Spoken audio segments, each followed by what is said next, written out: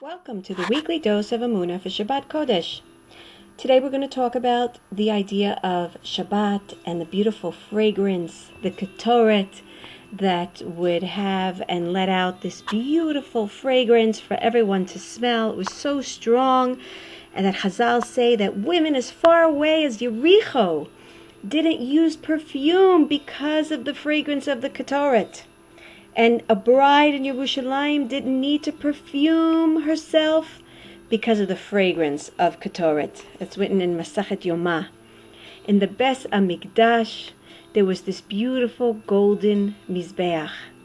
And there was a mitzvah to offer twice a day ketoret on this mizbeach. 11 spices, the finest in the world, were ground up and put together and placed on glowing coals. And that during the time of the Beit HaMikdash, millions of people would come into Yerushalayim, and there would be no perfume sold anywhere because the air had such an amazing smell, something that was impossible to replicate. And the Sefer Achinuch explains that the reason for this amazing smell was so that everyone would appreciate the source of where it was coming from, which is, of course, the most impressive building in the world. And the fragrance was the most impressive in the world, and that was the Beit HaMikdash. So the fragrance of the Beit HaMikdash, what does that have to do with Shabbat? And it's very interesting when you read about it and you learn about it.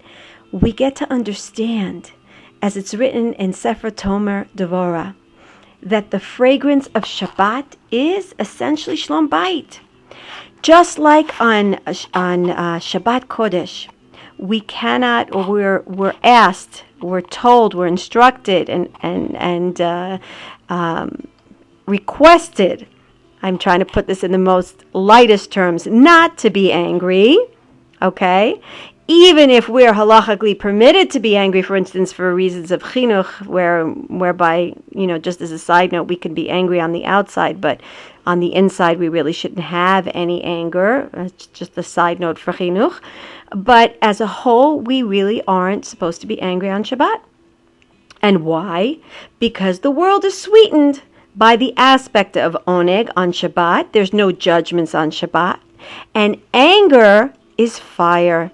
And Chazal compare getting angry on Shabbat to lighting a fire. And of course, we know that there's, an instruction, a commandment not to light fire on Shabbat. We understand that. So there should be a nice atmosphere, a peaceful, tranquil atmosphere at home. I know many of us are smiling at this. That the atmosphere has to be pleasant, has to be fragrant, has to be filled with beauty. And that is a challenge. It's a very big challenge for many, many of us. In fact, we understand that during the week we don't see many people in the family, and suddenly on Shabbat Kodesh we get together, and there are conflicts, and there are, a lot of clashing that can go on.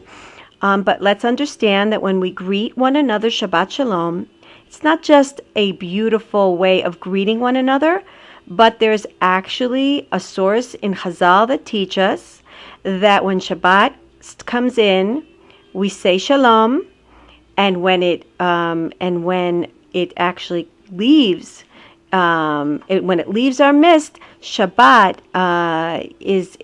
when Shabbat leaves our midst, we understand that Shabbat held within it this sense of Shalom that was not there before.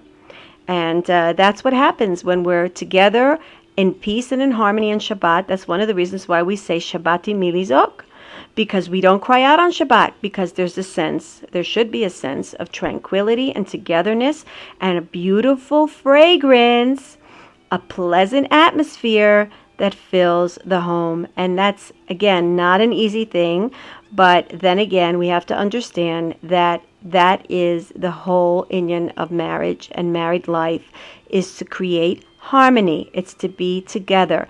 And it's Dafka on Shabbat Kodesh, where we have this extra divine assistance and presence in our homes, that we should be able to utilize it and elevate ourselves and refine ourselves that much more if we prepare ourselves appropriately. Yes, that certainly is a very vital part of having a peaceful Shabbat, is to prepare ourselves to know we're going to be around the table with our family, with our husband.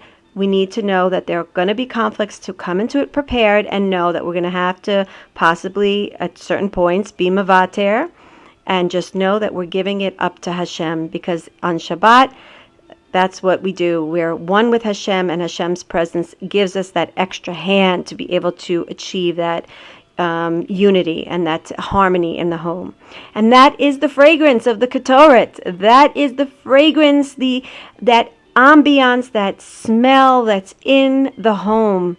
Yes, it's beautiful, the beautiful aromas of the dishes and the food that we prepared, but it's also the fragrance of togetherness, a spiritual aroma that is resonating out and in and out of our homes.